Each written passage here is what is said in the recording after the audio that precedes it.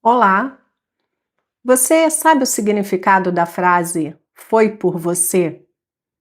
Ou "foi por você que Cristo morreu e ressuscitou"?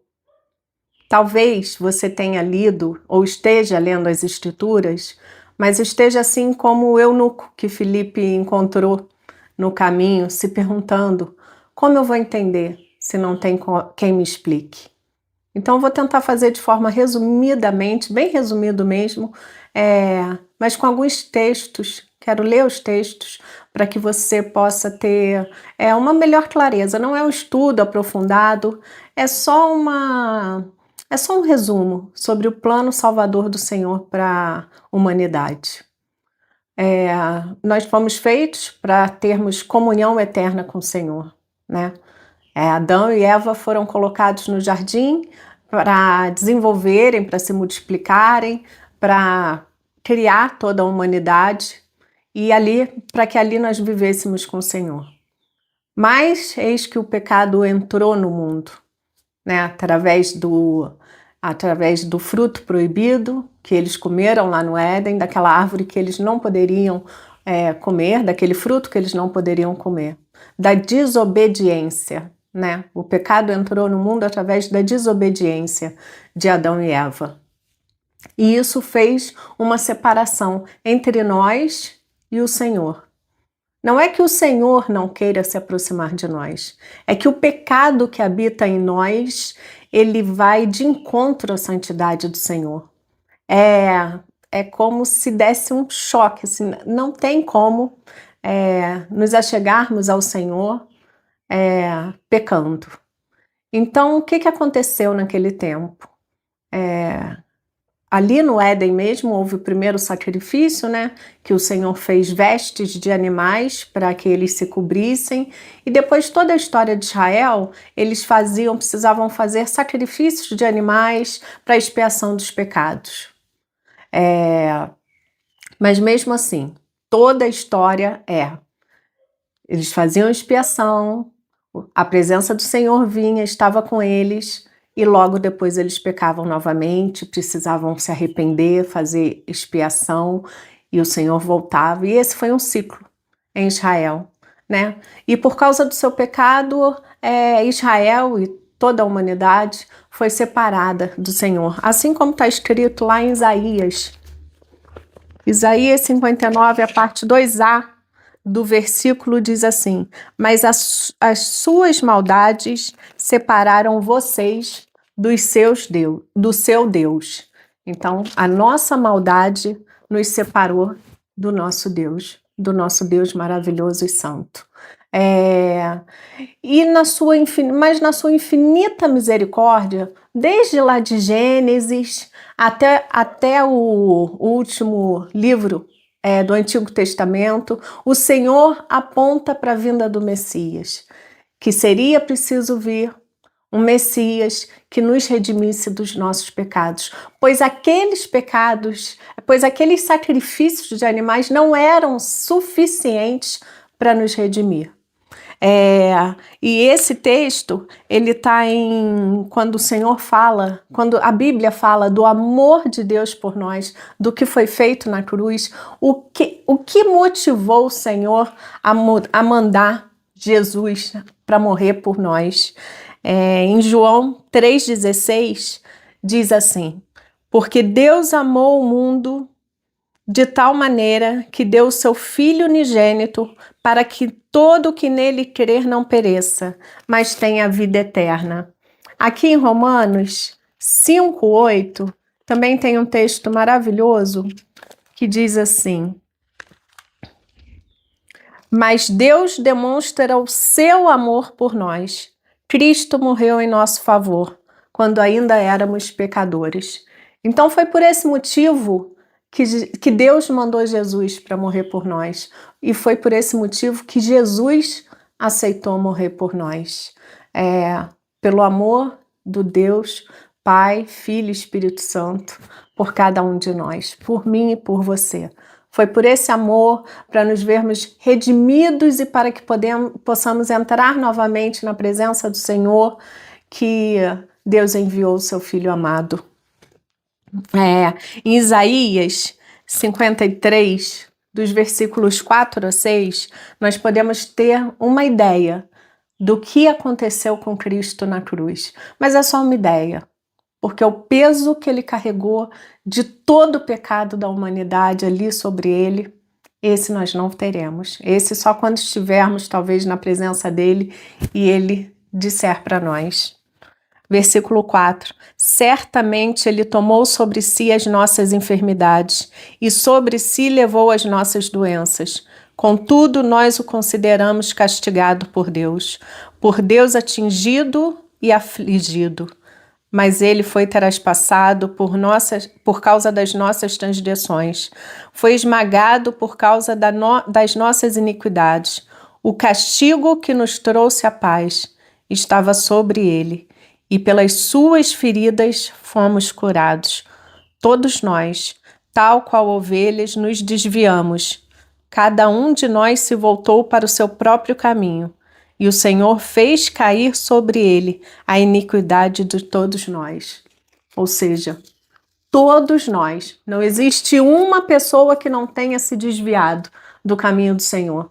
Não tenha uma pessoa que não tenha pecado e que não precise dessa redenção em Cristo Jesus, né? O Senhor é o nosso Redentor. É Ele que nos permite, através do sacrifício de Jesus Cristo, através da pessoa de Cristo, nos achegarmos em sua presença. A salvação, ela se torna muito real, né? Quando nós confessamos o nosso pecado. Então, como é que a salvação vem para nós? Quando nós confessamos que somos pecadores e confessamos a Jesus Cristo como nosso Senhor e Salvador. Aí, nesse momento, nós somos realmente perdoados. Lá em Romanos 10, 9, eu tô lendo muito, gente, porque é um assunto muito importante e é um assunto que a gente não pode falar de qualquer maneira. Porque eu acho que porque é o principal assunto da Bíblia, né? Senão nada disso teria sentido. Por que que nós vivemos e lemos a palavra do Senhor? Por que que cremos que Cristo morreu por nós? Pelo amor de Deus, pelo amor que o Senhor tem pela humanidade, Ele mandou o seu Filho para morrer por nós. E Ele foi traspassado, Ele foi moído pelas nossas enfermidades, pelos nossos castigos, pelos nossos pecados. Então é isso que a cruz representa para nós, né? A salvação por meio de Jesus Cristo. Em Romanos 10, 9 diz: se você confessar com sua boca que Jesus é Senhor e crer em seu coração que Deus o ressuscitou dentre os mortos, será salvo. Se você confessar que Jesus Cristo é o seu Senhor e crer em seu coração que Deus o ressuscitou, não pode haver dúvidas. Não pode haver dúvidas. Você tem que crer realmente que Cristo veio para te salvar e que no terceiro dia Ele ressuscitou dentre os mortos.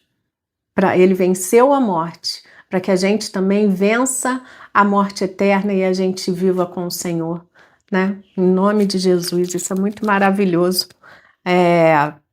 E o que isso implica, né? O que traz de responsabilidade? Aquele que confessa Jesus como Senhor e Salvador, ele precisa ter uma nova natureza e um novo propósito de vida. Lá em 2 Coríntios 5,17, a palavra de Deus diz assim: portanto, se alguém está em Cristo, é nova criação. As coisas antigas já passaram. Eis que surgiram coisas novas. E quando eu falo que as coisas antigas já passaram, não é que você vai mudar de casa, você vai mudar de emprego, tudo que na sua vida de antes. Não. É a sua mente que vai ser renovada em Cristo Jesus. O seu espírito vai ser renovado, né? O teu olhar para o teu irmão, para o teu próximo vai mudar. A gente tenta olhar para o outro como Cristo olha, com mais amor, A gente tenta se amar, amar o próximo, amar Deus acima de todas as coisas, crer que não há outro motivo de salvação para a nossa vida a não ser em Cristo Jesus. Foi até o que o Papa anunciou essa semana, né? Salvação só por meio de Jesus Cristo. Não há outro, não há outro, né? E qual é a maior promessa que temos na Bíblia, né? Qual é a maior promessa? Por que o Senhor mandou o seu Filho para morrer por nós? Apesar do amor, além do amor que Ele tem por nós, e Ele quer ter uma comunhão conosco nessa vida, Ele quer que nós confiemos nele nessa vida. Mas qual é a maior promessa que temos? A maior promessa, ela está lá em 1 João, no capítulo 5, os versículos 11 e 12. Este é o testemunho. Deus nos deu a vida eterna e essa vida está em seu Filho. Quem tem o Filho tem a vida. Quem não tem o Filho de Deus não tem a vida. Ou seja, quem confessa Jesus Cristo como seu Senhor e Salvador, crê que Ele veio, morreu por nós, por nossos pecados, esse tem a vida eterna com o Senhor. Essa é a maior promessa da nossa vida, né? Essa é a nossa esperança. E você sabe que lugar é esse? Da vida eterna. Você já ouviu falar na Nova Jerusalém? Você já ouviu falar que tudo aqui vai ser transformado para que a gente possa viver eternamente com o Senhor? Isso é maravilhoso, né? Porque apesar das aflições dessa vida, a nossa promessa maior, vou te mostrar aqui, está lá em Apocalipse 21, os versículos 3, 4, 6 e 7. Olha só, que lindo. Que depois que tudo isso passar, depois que tudo for consumado, depois que você vencer esse tempo, essa vida, apesar das aflições, você continuar firme com as bênçãos de Deus, crendo que o Senhor morreu para te salvar, crendo que esse Deus que mandou o seu Filho, Ele mandou por amor, porque Ele quer passar uma vida eterna com você e comigo. Olha só que lindo que está lá em Apocalipse. Agora o tabernáculo de Deus está com os homens, com os quais Ele viverá. Eles serão os seus povos. O próprio Deus estará com eles e será o seu Deus. Ele enxugará dos olhos toda lágrima. Não haverá mais morte, nem tristeza, nem choro, nem dor, pois a antiga ordem já passou. Disse-me ainda, está feito. Eu sou o Alfa e o Ômega, o princípio e o fim. A quem tiver sede, darei de beber gratuitamente da fonte da água da vida. O vencedor herdará tudo isso, e eu serei o seu Deus, e ele será o meu filho. Olha só que coisa mais linda. Tudo isso aconteceu porque no final das contas o Senhor quer ser o nosso Deus e quer que nós sejamos seus filhos. E se nós somos seus filhos, Ele é nosso Deus e nosso Pai. Isso é tremendo.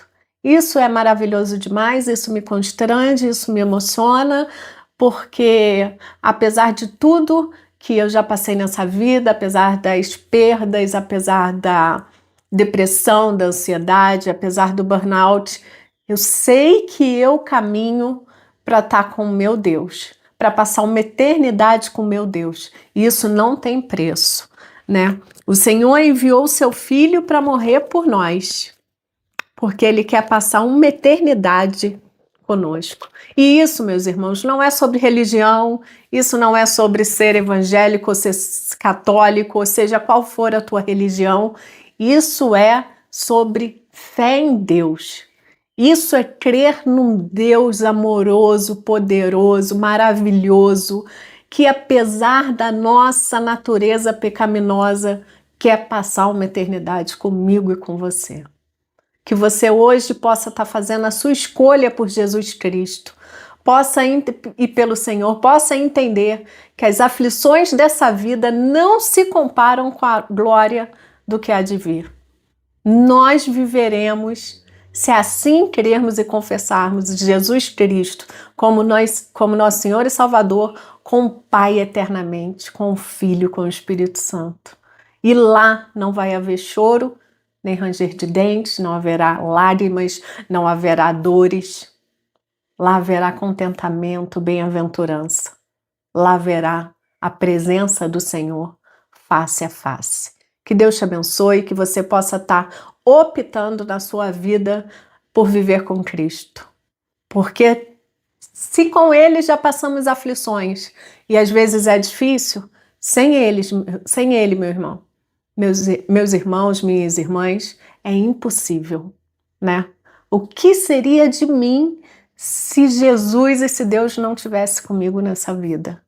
Eu acho que eu também não estaria mais aqui, porque foram muitas, e são muitas tribulações, foram muitas perdas, é muita coisa no dia a dia, as aflições do mundo, o medo, mas o Senhor está conosco.